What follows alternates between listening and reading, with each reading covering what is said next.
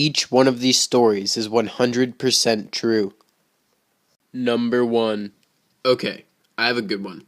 I have a coworker, male aged 45, who is a no-nonsense sort of fellow.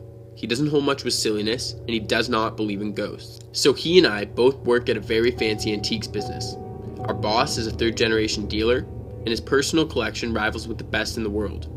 Because of this, when he goes away, he doesn't just have a security system, but a house sitter as well. The house is located in rural Connecticut. It is a 1780 center chimney colonial.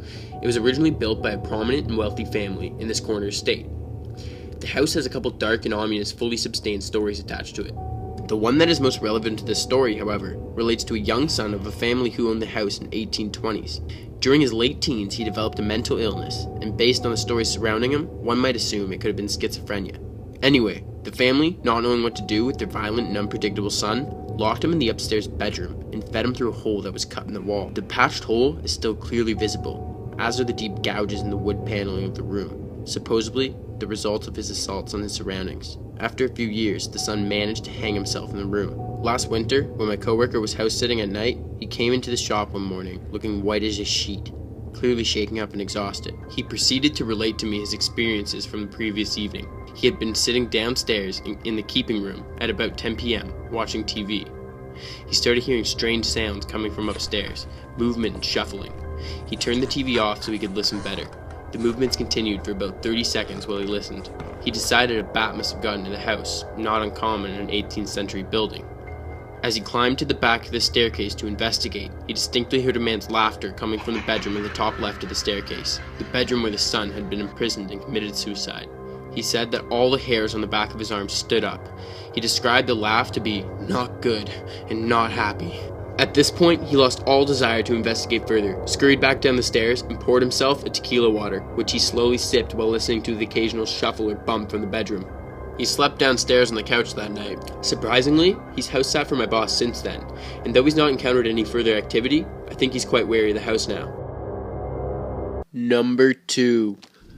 I swear to you on my life, some sort of paranormal cunt locked my siblings and I in a lighthouse when I was 12.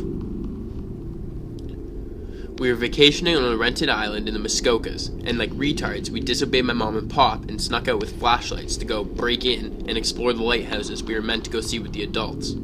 Oh, we thought we were badasses alright, talking mad shit all the way up with our backpacks full of juice. It was a good 15-minute stroll up the cliff from the beach, and lo behold it was easily unlocked. All we really wanted to do was see the top of the building, with the flashing lights, but we climbed all the way up the ladder only to hear a loud followed by creepy footsteps on the wooden floor below.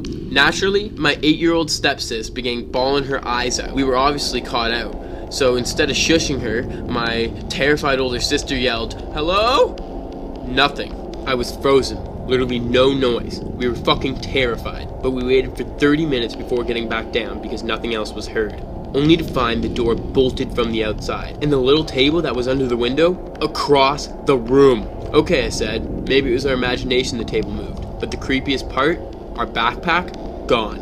Luckily, the guard came in early that day at 5. We'd left around 2 a.m., so he was really pissed at us. But he didn't snitch because we were all thanking him for saving our lives, and before we ran on our merry way, he'd ask us if we'd gone downstairs, with a slight apprehension, I thought.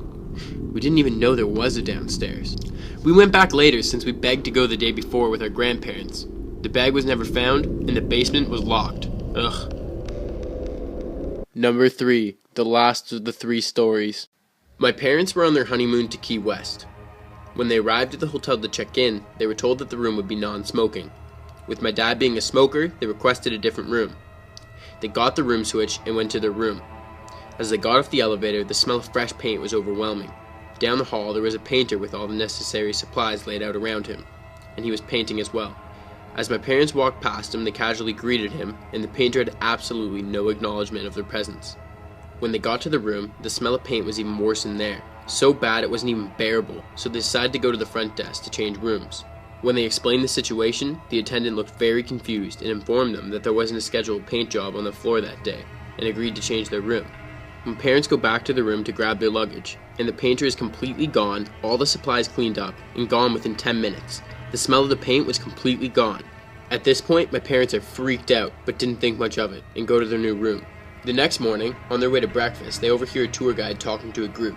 My parents tuned in when the guide mentioned the floor that they were originally supposed to stay on. Apparently, a long time ago, there was a painter on that floor, and he fell down the elevator shaft to his death. Now, my parents don't normally believe in the paranormal, but after an event like this that they had no explanation for, it freaked them out for a good bit. Hey guys, I hope you enjoyed, and if you did, please let me know in the comments, and I will keep making stories each week. And also, remember to subscribe and like this video. Thank you, and goodbye.